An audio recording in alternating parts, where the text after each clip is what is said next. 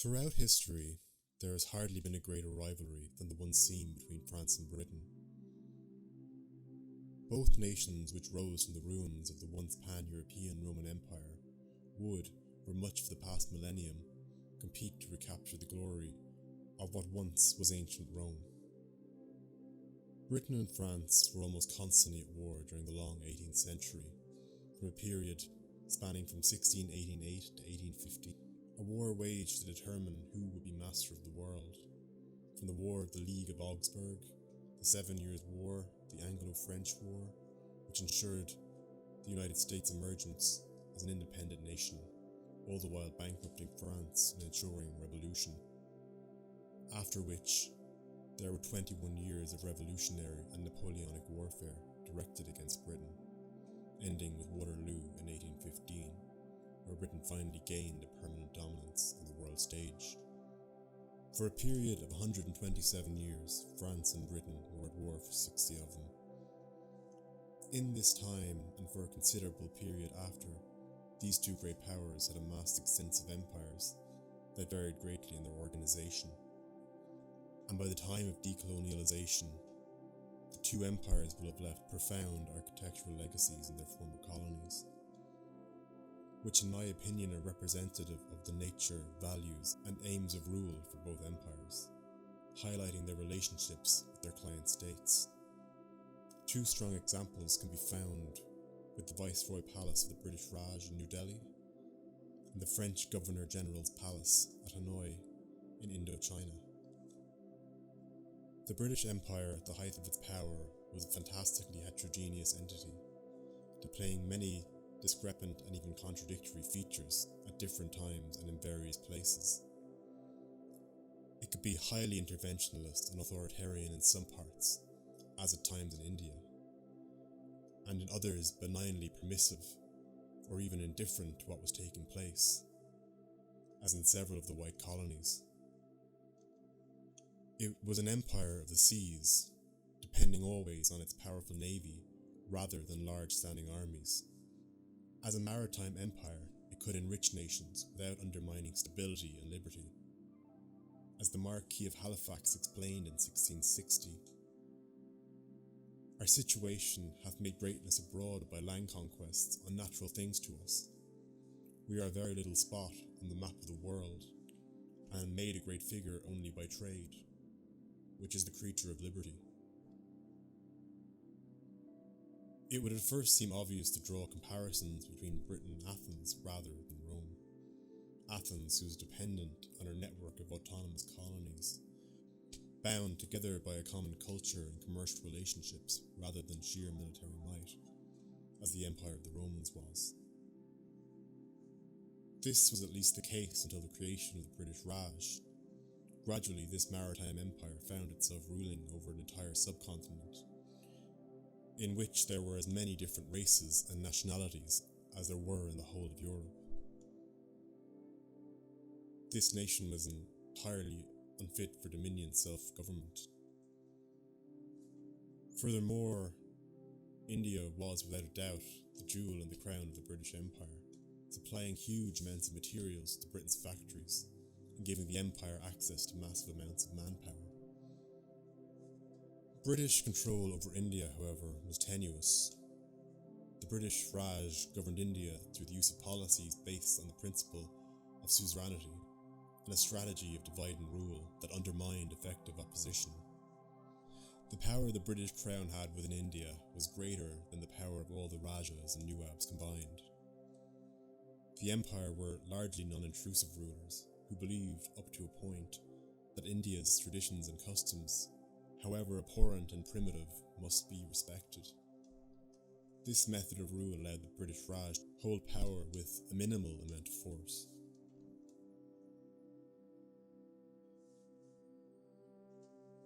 The origins of New Delhi and the Rashtrapati Bhavan emerged from the maintenance of this delicate balancing act, primarily as an attempt to provide the British Empire with a stronger base in India, after political instability caused by the attempted partition in Bengal in 1909 had rendered the former capital at Calcutta unviable.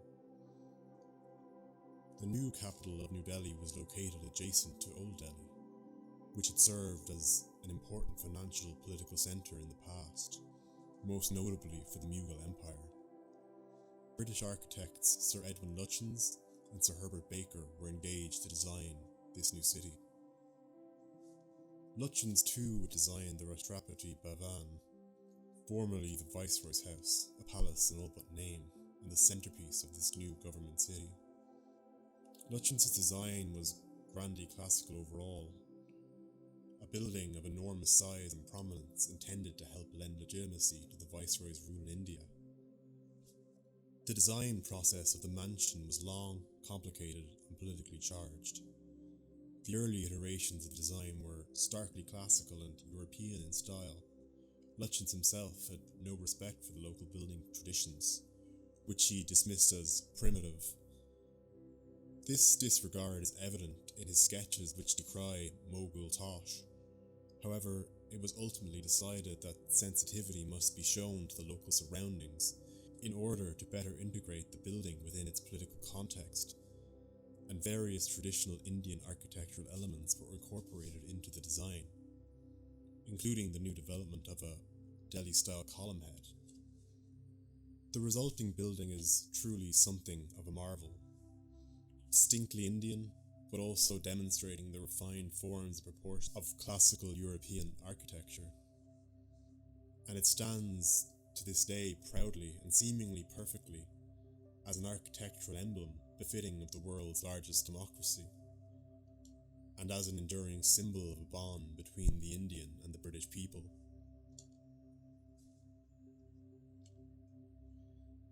When the Empire finally left India in 1947, they had left behind a legacy, not incomprehensible structures as the Romans had left on Albion nearly 2 millennia ago, but an architecture that would help anchor the civilizational institutions of what would become the world's largest democracy. Far from the first time that British imperialism had left the seeds of a potentially great nation in its wake. In the words of Indian nationalist Sri Aurobindo, English rule has enabled India still to retain her identity and social type. It has awakened her to herself, and has meanwhile, till she became conscious of her strength, guarded her against the flood which would have otherwise have submerged and broken her civilization. It is for her now to recover herself, defend her cultural existence against the alien penetration, preserve her distinct spirit, essential principle and characteristic forms for her own salvation and the total welfare of the human race. The French overseas empire was far more centralized in comparison to the British Empire. Owing to its origins as a continental power, it tended towards claiming territory and administrating said territory centrally. It was a sort of imperial republic forged in the fires of its bloody revolution, and the subsequent conflicts it undertook when the revolution found itself threatened by outside forces. Everywhere the empire went, it brought Frenchness with it. For France was the revolution, and the revolution was France. By the time of the Fifth Republic, France depicted itself as an indivisible, secular, democratic and socialist republic, claiming to see its citizens as one French people, rather than a collective of distinctive cultural and ethnic groups. This supposed attitude would be strongly evident throughout the French Empire, and echoes the Roman Empire, where the status of Roman citizen was a largely abstract ideal, separate from race and heritage. In terms of her overseas holdings, French colonization can be described as decidedly ambiguous. That is, it was pursued with a mix of nominally good intentions and exploitative agendas. French colonial society in Indochina, much like that in other European colonies, was characterized by entrenched inequalities and abuses. The so-called civilizing mission deemed necessary for improving the backward and stagnant Asian societies dictated the introduction of Western theories and infrastructure into the spheres of politics, economy, medicine, industry, and education, among others. Proponents of imperialism lauded the building of schools, hospitals, and roads, the conviction that France put progress to Indochina and the rest of its colonies, has been sustained long past the era of decolonialization, and the defenders of the colonial project have tended to emphasize these same areas. Even more dangerous was the frustration of the native elite, anxious to be educated in the thoughts and ideals of the West, yet denied the use and benefit of their new knowledge. The rights of equality and liberty could not be taught and denied at the same time. The discrepancy between the values professed by the French and their actual performance could only inflame many young intellectuals and lead them to revolt. Their need for self-realization could have been partially fulfilled by the opening of responsible administrative posts to the educated natives, and by the progressive introduction of self-government. But, in contrast to the practice of the British, few responsible positions were open to the natives. And when subordinate posts were offered to them, the discrepancy between their salaries and those of their French colleagues was a source of dissatisfaction. On the other hand, the British aim of teaching self-government to the dependent peoples did not appeal to the national experience and psychology of the French, used to as they were to a highly centralized government at home. The indivisible republic was not to teach colonial peoples how to become independent. The development of colonial self-rule had no place in French policy. These attitudes, I feel, are embodied in the presidential palace at Hanoi. This palace, built originally for the Governor-General of Indochina, was typical of the French colonial style.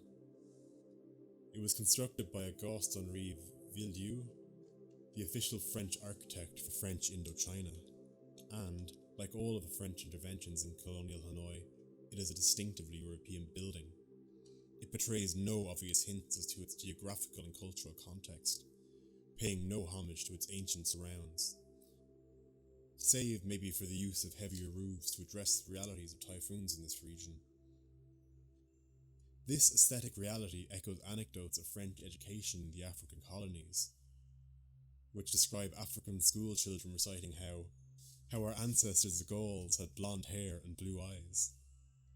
This architecture was willfully blind, and to the native elite it would become a symbol of the paternalism and dominance of metropolitan France, a notion that could be characterized by Ho Chi Minh's refusal to live in the presidential palace after what was a violent Vietnamese succession from the French Empire, eventually building a traditional Vietnamese stilt house to act as his official residence instead. Ho Chi Minh was first and foremost a nationalist. Up until recent times, Vietnam has remained somewhat ambivalent towards its colonial architectural heritage, despite it being a fascinating novelty in Southeast Asia, with some colonial consuls admitting that the quality of French architecture found in Vietnam often surpassed that of France itself. Although this may be partly related to the tumultuous aftermath of said succession, the Vietnam War, etc. So to conclude, let us finally address the title, who was the true heir of Rome? Well, ultimately, it's really quite a strange question to ask, one more striking than it is truly insightful. If one were to address the question plainly, France, particularly in the Napoleonic period, would be the obvious 19th century analogue to the classical Roman Empire, having succeeded at least temporarily in dominating the continent of Europe, painting the map of the French Empire style. In the words of Napoleon Bonaparte, Alexander, Caesar, Charlemagne and I have founded empires. But on what did we rest the creations of our genius? Upon force. However, Britain's ultimate dominance on the world stage is arguably more befitting of the legacy of Rome in terms of its glory, despite bearing little physical or political semblance of the classical European power beyond its architectural styles. But one thing is clear: if we were to rephrase the question and instead consider both these nations as the true successors to the intemporal, ever-expanding civilizational legacy of Rome. It is clear that both these nations, once conquered, ultimately became great conquerors and settlers. And just as the Roman Imperium, which itself was influenced by the legacy of ancient Greece, pushed out from its base in Italy, bringing its civilization to the furthest reaches of the continent, so too did these two rivals, reviving at least partially the idea of Rome, bringing its civilizational legacy as they had spread, like a wave across the world, before eventually receding, leaving fledgling nations, just as Rome had done with them millennia ago.